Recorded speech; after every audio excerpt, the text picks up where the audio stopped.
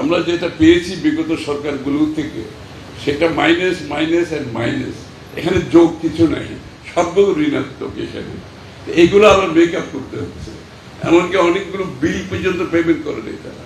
পাওয়ার সেক্টরে, এনার্জি সেক্টরে 50,000 কোটি টাকার মতো বাকি রেখে চলে গেছে। মাশাআল্লাহ, এগুলো আবার সব পে করতে হচ্ছে।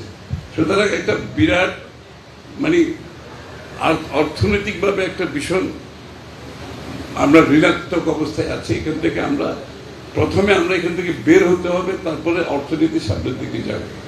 আপনারা নিশ্চয়ই লক্ষ্য করেছেন, আমি বলছি 2 বছর সময় লাগবে অর্থনীতি ঘুরে দাঁড়ানোর জন্য। সুতরাং এখানে আমাদেরকে আপনাদের দাবি দেওয়া ঠিক আছে, আমার যতটুকু সম্ভব, যেহেতু আপনারা ভালো করছেন, কলেজ ভালো করছে, হসপিটাল ভালো করছে, তা আপনাদের হয়তো যৌক্তিকতা আছে কিছু আর্থিক সুবিধা পাওয়ার জন্য, সেটা আমি চেষ্টা করব। এমন বলতে পারবো না, চেষ্টা করব সহায়তা করার জন্য।